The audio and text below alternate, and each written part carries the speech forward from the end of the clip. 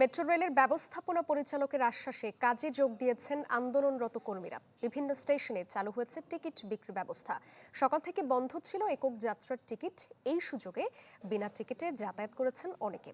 এর আগে রোববার বিকেলে পরিচয়পত্র না দেখিয়ে বিনা টিকিটে ট্রেনে ভ্রমণ করেন দুই নারী। এ সময় তাদের আটকে দেওয়া হয়। পরে এপিবিএনের দুই সদস্য সুইং গেট ব্যবহার করে দরজা না লাগিয়ে চলে যান। এ বিষয়ে জানতে চাওয়া হলে পূর্বের ঘটনার জের ধরে তর্কে জড়ান তারা।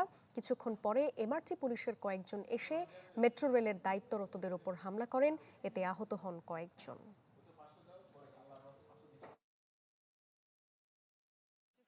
নিয়মের মধ্যে আসুক। আমরা যদি টাকা ছাড়া চাইতাম তাহলে তার কার্ড কিনতাম না, র্যাপিড পাস কিনতাম না, ঠিক না? তাহলে আমরা যেহেতু আমরা যাচ্ছি যে আমাদের সার্ভিসটা যেন সুন্দর হয়। এতজন যদি আমরা পাস করি কিন্তু মেশিনটা যদি কাজ না করে তাহলে তো এটা অনেক বড় ক্ষতি আসলে। এটা আমাদের জন্য খুবই ভোগান্তিকর এবং একটা বিশৃঙ্খলার পরিবেশ সৃষ্টি হয়েছে। আশা করি কর্তৃপক্ষ দ্রুত এটা সমাধান করবে।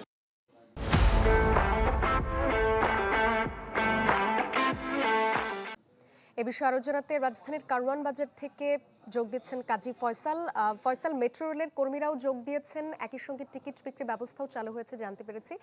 সবশেষ কি অবস্থা জানাবেন? সাদিয়া, টানা প্রায় 3 ঘন্টার মতো বন্ধ ছিল মেট্রো রেলের যান চলাচল।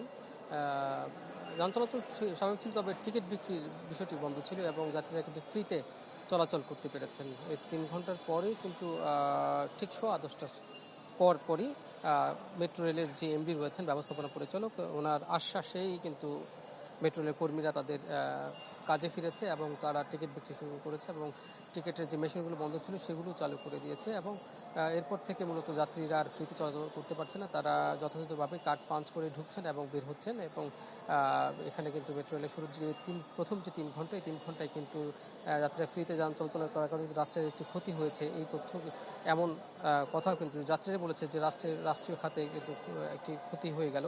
সেই বিষয়টি তারা বলছে যে রাষ্ট্রের রাজস্ব হারিয়েছে, সেই তথ্য আমাদের কাছে রয়েছে। তো আসলে এখন যেটি বলছেন যে আসলে এমডি যে আশ্বাস দিয়েছেন যে এখানে সংশ্লিষ্ট যেসব পুলিশের বিরুদ্ধে অভিযোগ উঠেছে তাদের বিরুদ্ধে পুলিশের ঊর্ধ্বতন মহল থেকে যথাযথ ব্যবস্থা নেওয়া হবে এবং শাস্তিমূলক ব্যবস্থা নেওয়া হবে, এমন আশ্বাসে কিন্তু তারা কাজে ফিরেছেন। এবং এখানে আমি দেখতে পাচ্ছি, আমি এই মুহূর্তে আছি কারওয়ান বাজার মেট্রো স্টেশনে এবং এখানে কিন্তু আপনি দেখতে পাচ্ছেন যে যাত্রীরা কার্ড পাঞ্চ করে যথাযথভাবেই তারা প্রবেশ করছে এবং মেট্রো রেলে চলাচল করছে এবং তারা বলছেন যে এর ফলে বিশৃঙ্খলা শেষ হলো এবং এই প্রথমবার মেট্রো স্টেশনে কর্মীরা তারা আন্দোলনে তারা গিয়েছে। এর আগে কিন্তু কখনোই মেট্রো স্টেশনের যে কর্মী তারা কিন্তু কোনো আন্দোলন তারা করেনি। এই প্রথমে তারা কর্মবিরতি পালন করলো, সেটি একটি নজির হয়ে থাকলো এবং আমরা জানতে পেরেছি যে এমডি বলেছেন যে যত দ্রুত সম্ভব সংশ্লিষ্ট পুলিশ সদস্যদের বিরুদ্ধে ব্যবস্থা নেওয়া হবে, এমন তথ্য কিন্তু পুলিশের ঊর্ধ্বতন মহল থেকে জানানো হয়েছে এবং যাত্রীরা শুরুর দিকে খুব ভোগান্তির মধ্যে পড়েছেন এবং যাত্রীরা আসলে এই ভোগান্তির কারণে তারা ক্ষোভ জানিয়েছেন। তারা বলছেন যে তারা আসলে এই ধরনের সেবা চান না, তারা চান যেন তাদের যে চলাচলের ব্যবস্থা সেটি যেন খুব স্বাভাবিকভাবে থাকে এবং স্বাভাবিক অবস্থায় তারা যেন চলাচল করতে পারেন। কাজে ফিরেছেন মেট্রো রেলের কর্মীরা। বিভিন্ন স্টেশনে চলছে টিকিট বিক্রি। এ বিষয়ে জানাতে কারওয়ান বাজার মেট্রো স্টেশন থেকে যোগ দিয়েছিলেন সহকর্মী কাজী ফয়সাল।